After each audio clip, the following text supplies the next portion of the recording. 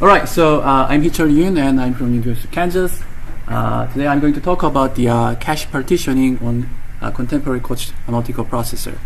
So I think most of the people in this room agree that we want to use multicore processor for safety critical system, but the problem is that we have a problem of the predictability because of the shared hardware resources, among other things, the shared cache being a major one. So although the previous speaker has mentioned excellently that we have come up with a variety of solutions that address this problem. In terms of the cache, the common solution that has been investigated is basically categorized into two groups. One is page coloring, which is basically using the OS to partition a cache set, and another way is the way partitioning, which partition cache ways with the support of the hardware. So in either case, the goal is to eliminate the unwanted cache line evictions by providing isolated cache space. Now, the common assumption that we had has been if we partition the cache and then we run the software for within the isolated dedicated cache partition, then we probably will get the isolated performance. Unfortunately, this may not be necessarily the case in modern caches, and that is the main content of this talk, which is basically extension of my previous paper published in last year's COTS. So we have some extension to that, and that's what I want to incorporate in this part of the talk. So the first part of this is basically evaluation of the page coloring based cache partitioning on 5 different COTS multicore architecture, and then the second part is the investigating the effectiveness of recent partitioning technique available in recent in the processor, and which is basically way-based partitioning support. And unfortunately for us is that in this what we found is that rather disappointing to some degree, in the sense that even after applying this partitioning technique, we are not still able to achieve perfectly isolated performance. In fact, we can observe significant remaining interference that can be that can occur in these COTS multicore processors. So this is I will also explain some of the reasons of why we still have these remaining problems, and finally I want to conclude with some of the recommendation for the chip manufacturer, so that we can have better multicore architecture that can better support the avionics systems or automotive application. All right, so let's get started. Well, before I start, I will first briefly talk about some background information about the cache architectures. So in the left figure, what we can see here is that the blocking cache, in which the CPU has to stall. If there is a cache miss, CPU has to stall until the cache miss is resolved. Obviously, this is not necessarily the ideal for the performance region, and so these days, the processors use something called non-blocking caches. And in non-blocking caches, what's happening here is that even if you have a cache miss, it doesn't stall the CPU. Rather, it allows you to continue to access the cache, including cache hit, or even multiple cache misses can be supported without blocking the CPU. So obviously the benefit is that, well, we can have much smaller stall time, which obviously increases the performance. So essentially, this is very essential technique that has been widely applied in many COTS multicore processor, and it is essential for out-of-the-core, out-of-board architecture-based processor, and also even in-order architecture-based multicore processor can be benefited by having these non-blocking caches, because we have multiple core that share the same shared caches. All right, so what make it possible is some special hardware structure called the miss status holding register that in those non-blocking caches, which keep track of the outstanding cache misses using these special audio registers. So here's how it works. When there's a cache miss, the cache controller allocate an entry in an MSHL and to track the request, the outstanding request, and only when it is received from the low-level memory hierarchy that the entry in the MSHL will be cleared. So the number of MSHL available in the cache can effectively determine the degree of the parallelism that can be supported by the cache. So one question is that what happens if all the MSHL entries are occupied by the outstanding cache misses?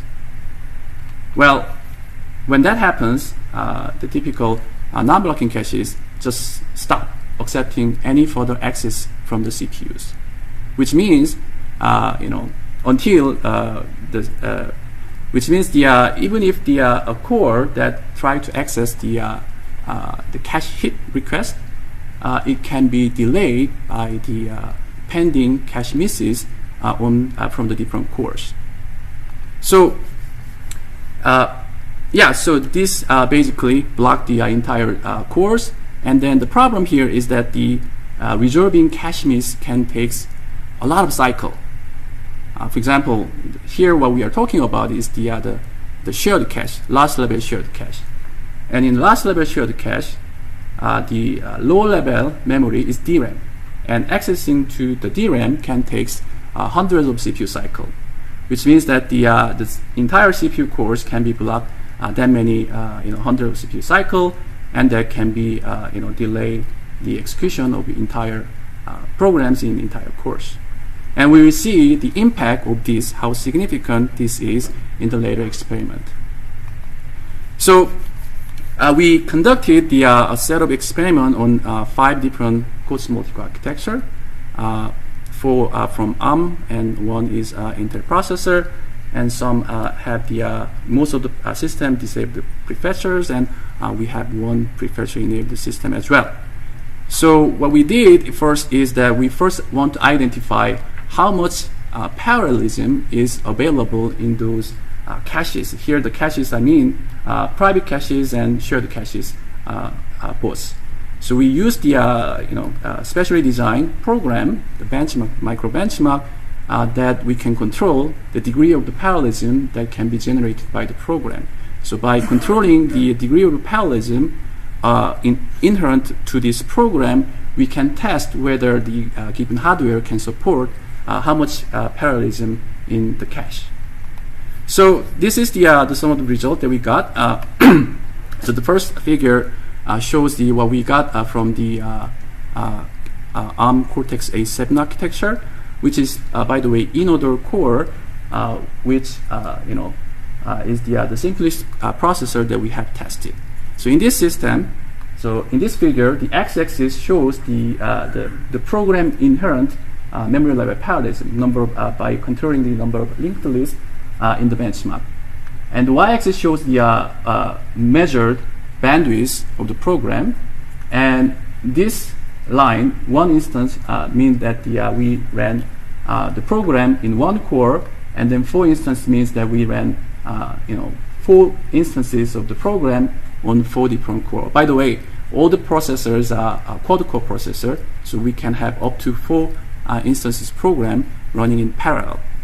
So what you can see here is that regardless of the program's memory level parallelism, observed bandwidth is stay the same, which means that this core, the single core, can generate only one outstanding miss at a time. On the other hand, what we see here is that when we increase the number of instances, aggregated performance is increased, which suggests that, well, at least at the shared cache level, the cache can support the multiple parallel request. So this is in-order core. Now, if we look at the more advanced out-of-order core architecture, this is from the Cortex-A'15, which is observed from the NVIDIA Tegra TX1 platform. And what you can see here is that even with just single instance of program, as we increase the maximum degree of parallelism of the benchmark, we observe the increase in the performance, which means that these requests are serviced in parallel, even if we are running just one core. This suggests that the private cache's parallelism of this system is about 6. And as we increase the number of instances, we can observe the higher and higher bandwidth that suggests that the shared cache level, the available parallelism, is higher than that. If we move to more advanced architecture, like the Intel processor, then we can see even higher degree of the parallelism is supported by both private cache and the shared cache. You can see that this single core can generate up to 10 parallel requests at the same time. So why we want to know about this? Well, so first of all, this measured degree of parallelism of the that we observe here, can be first local MLP means the private cache's parallelism, and global MLP means the shared cache's parallelism. And you can see in all the out-of-the-core architecture, we see significant degree of parallelism supported by the processor, and in all the shared cache level, we have a high degree of parallelism available in this architecture. Now, with that, I will present the main finding that we have through the experimentation. So here, what we want to do is that we want to evaluate the effectiveness of partitioning on these architectures. So here, the experiment that we designed is simple, that we just apply the cache partitioning technique, page calling based partitioning technique, and so we partition the large level cache into 4 pieces, and then we ran the subject benchmark that we measured the performance on core 1, and then we ran the other interfering benchmark on the other cores. So which is pretty simple, and the goal is that, well, the question is that we want to answer is that, does cache partitioning provide performance isolation? Ideally, we want to see the same performance regardless of the coroners. And when we do this, we vary the a couple of different parameters. We vary the memory access pattern of the benchmark, and we vary the working set size of the benchmark in both subject benchmark and the core-running interfering benchmark as well. So what is important here is that these benchmark in the subject benchmark are all fit inside the given cache partition. So ideally, because this benchmark data set all fit inside the given cache partition, the private cache partition, what we want to see is that perfect isolation, right? So let's see what we observed. So this figure, the axis shows the different architecture that we have tested, and this is normalized execution time. And this solo means the running alone, and 1, 2, 3 corunners. In the presence of these corunners, this is the observed timing. And what we see here is that in certain architectures, like the Cortex-A7 and Intel NeRLAM, that's what we got. I mean, we got the perfectly isolated performance. Unfortunately, the other architectures, these 3 architectures, that has not been the case, and we suffer up to 6x slowdown despite the partitioned cache, which was surprising. And things get even worse as we vary the benchmark, the measured benchmark from the simple linked list traversal to simple array access program. And what you can see here is that it now becomes that clear that except the simple in-order architecture, the Cortex-A7, all the out-of architecture suffer a major slowdown, more than 10 times slowdown. This suggests that what we see here is that partitioning does not necessarily translate to the perfectly performance isolation. So this is disappointing, and even worse we observe is that if we change the memory access pattern from read-only to write, then we can observe the more than 20 times slowdown, and this is because the write generally causes more traffic because of the write-back data traffic. So by this point, I hope that I convince you that cache partitioning certainly is great, but then in some architectures that is not necessarily provide the ideal desired performance isolation, which and also the rest of this experiment shows that even in this case, instead of a synthetic benchmark, we try to test the realistic application, and we also observe the same behavior, that in the architecture the isolation is great, but then in out-of architecture it may not be so. And the reason of this unexpected behavior that we attributed is because of the shortage of the MSHR in the shared cache, which led to the stalling of the cache and delaying the entire cores in the system. So the good news is that although I hope that I scared you a little bit, in the sense that the many architectures have this unidentified or unresolved problem in the shared caches. But good news is that in some recent architecture, recent in the processor, this problem doesn't seem to appear anymore, probably because they may have increased the MSHRs in the shared last level cache, which basically eliminate the contention in the MSHR. So far this is good. However, it doesn't mean that this interprocessor is perfect vehicle for the perfect isolation. So we tested a recent interprocessor that equipped the Intel cache allocation technology, which is Intel's way of partitioning hardware-supported way partitioning technique. So what we want to answer is that whether this CAT technology can truly provide ideal isolation we want to achieve. So unfortunately, what we found out is again a little bit disappointing, in the sense that, yes, it does support the partitioning, but then even after partitioning, we still can observe significant variance and significant non-determinism remaining in the system. So this is the result that we preliminary experimental result that we have.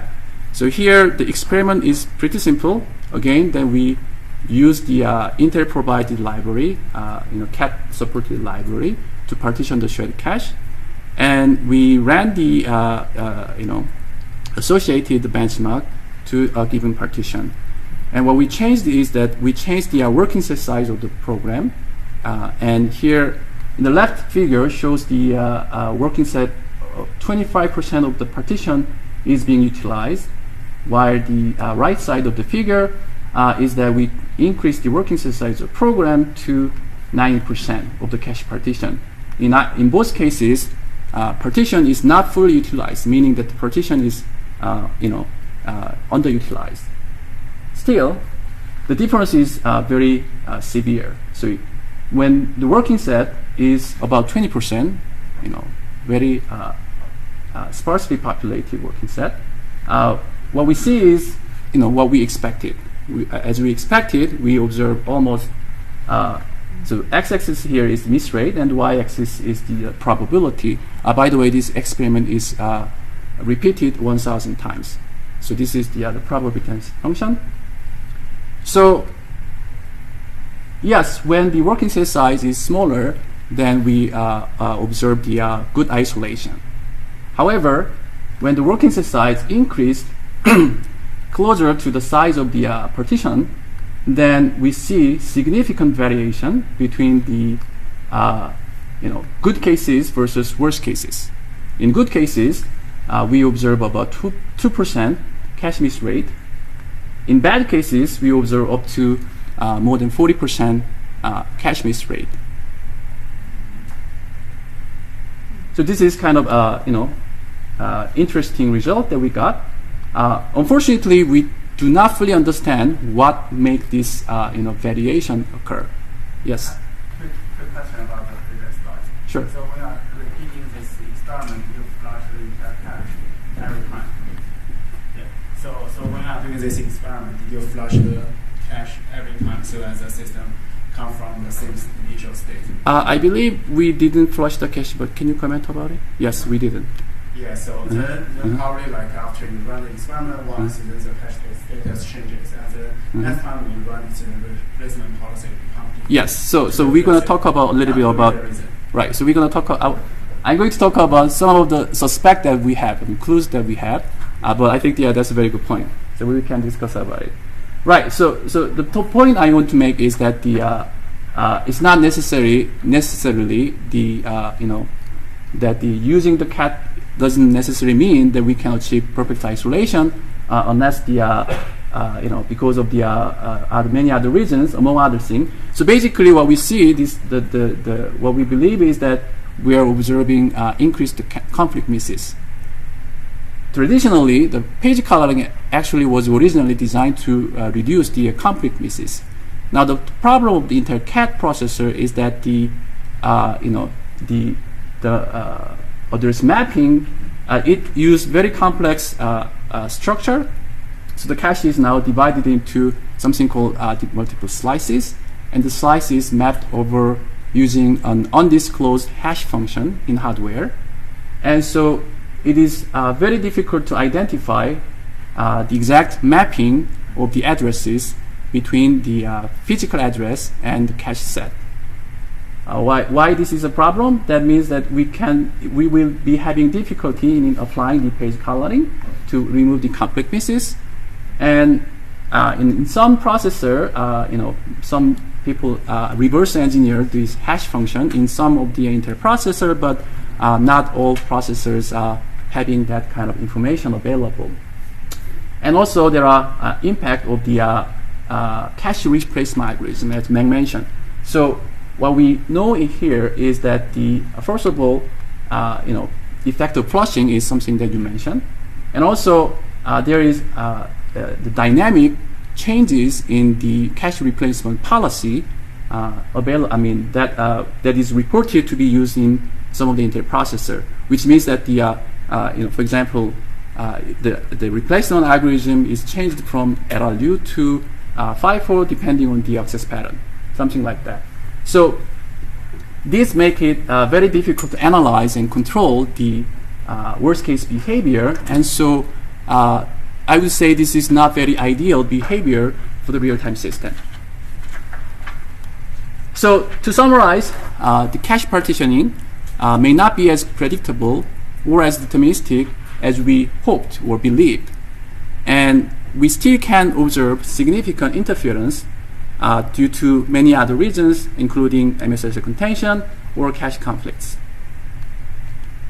So, to conclude my talk, I will conclude my talk with some of the recommendations to the chip manufacturer. First, what we would like to ask is that the more visibility to software. Specifically, the per core or per application-based monitoring of the shared resources is crucial for real-time system, in my opinion. That include the access count, the DRAM access count, or row miss hit rate, hit miss count, or latency.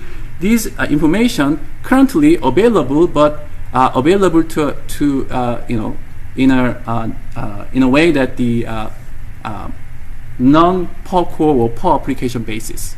So you can observe average of this information in global system, but not on the per application or per core basis. Although some of the recent interprocessor provide some improved the monitoring capability, known as inter-CMT or NBM. So this is, I think, a good example, but I think still this is only limited to a very small number of processor.